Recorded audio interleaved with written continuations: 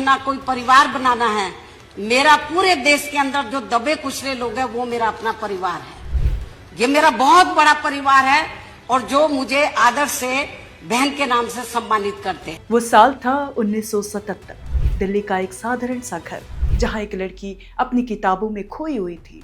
आंखों में सपना था आईएएस अफसर बनकर सिस्टम को बदलने का, पर उसे क्या पता था कि उस शाम उसके दरवाजे पर जो शख्स दस्तक देने वाला है वो उसकी किस्मत और यूपी की सियासत दोनों को हमेशा के लिए बदल देगा। मायावती का जन्म 15 जनवरी 1956 को दिल्ली के एक दलित जाटव परिवार में हुआ। पिता प्रभुदास जी सरकारी कर्मचारी थे और चाहते थे कि उनके बेटे खूब पढ़े, लेकिन मायावती यानी चंद्रावती को पढ़ने का जुनून कुछ अलग ही था।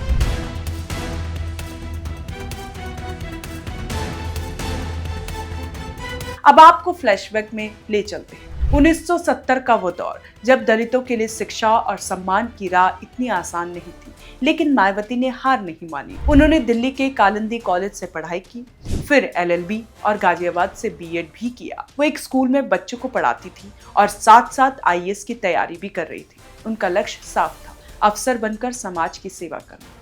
कहानी में ट्विस्ट आता है साल 1977 में। काशीराम, जो उस समय दलित समाज को एकजुट करने की कोशिश कर रहे थे, उन्होंने मायावती का एक भाषण सुना। वो उनकी बोलने की शैली और तेवर से इतनी प्रभावित हुई कि सीधे उनके घर पहुंच गए। कहानी में ट्विस्ट आता है साल 1977 में।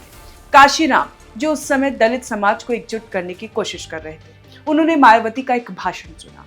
वो उनकी बोलने की शैली और तेवर इतने प्रभावित हुए उनसे कि सीधे उनके घर पहुंच गए।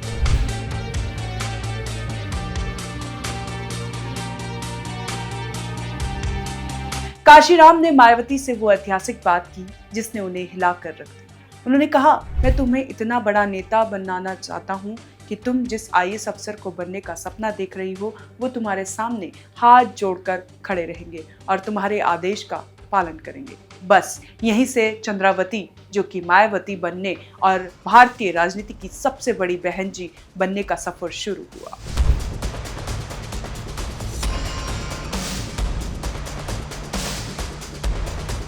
साल 1984 काशीराम ने बहुजन समाज पार्टी यानी बीएसपी की नींव रखी। मायावती इसकी कोर मेंबर बनी। अब वो स्कूल की क्लास में नहीं बल्कि यूपी की गलियों में रैलियां कर रही थी। उनकी आवाज में वो दम था कि सुनने वाला बस सुनता रह जाता। 1989 में वो पहली बार सांसद बनी, लेकिन असली धमाका अभी बाकी था।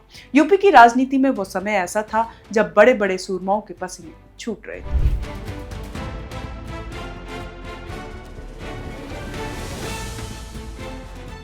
साल 1995, वो तारीख जिसने इतिहास रच दिया। मायावती उत्तर प्रदेश की पहली दलित महिला मुख्यमंत्री बनी, वो भी सबसे कम उम्र में। इसके बाद वो रुकी नहीं। 1995 पहली बार गठबंधन की सरकार, 1997 दूसरी बार 3 महीने के लिए, 2002 फिर तीसरी बार वो उच्च पद पर आसीन रही, 2007 चौथी बार पूर्ण बहुमत के साथ मुख्यमंत्री बनी। 2007 का चुनाव तो मास्टर स्ट्रोक था। मायावती ने सोशल इंजीनियरिंग का ऐसा फॉर्मूला चलाया कि विरोधियों के पास कोई जवाब ही नहीं था। हाथी नहीं गणेश है, ब्रह्मा विष्णु महेश है के नारे के साथ उन्होंने पूर्ण बहुमत की सरकार बनाई। मायावती के शासनकाल में उन पर भ्रष्टाचार के कई आरोप लगे, चाहे वो ताज कॉरिडोर मामला हो या फिर लखनऊ नोएडा में अपनी और हाथियों की मूर्तियां लगवाने का विवाद। विरोधियों ने उन्हें मूर्तियों वाली सीएम कहना शुरू कर दिया। साल 2012 के बाद से बीएसपी का ग्राफ गिरने लगा। 2014 के लोकसभा चुनाव में पार्टी शून्य पर सिमट गई। ये उनके राजनीतिक जीवन का सबसे बड़ा झटका था। उनके करीबी साथी उन्हें छोड़कर जाने लगे और सीबीआई की जांच का साया उन पर हमेशा बना रहा। विवाद चाहे कितने भी हों, लेकिन इस बात से कोई इनकार नहीं कर सकता कि मायावती ने दलितों को एक वोट की ताकत का एहसास कराया। उन्होंने प्रशासन को ये सिखाया कि लॉ एंड ऑर्डर यानी कानून व्यवस्था कैसे सख्त रखी जाती है। आज भी यूपी के लोग उनके शासनकाल की सड़कों और सुरक्षा की मिसाल देते हैं। एक साधारण लड़की जो आईएएस बनना चाहती थी, उसने खुद के आदेश पर आईएएस अफसरों को चलाया। ये है मायावती की कहानी।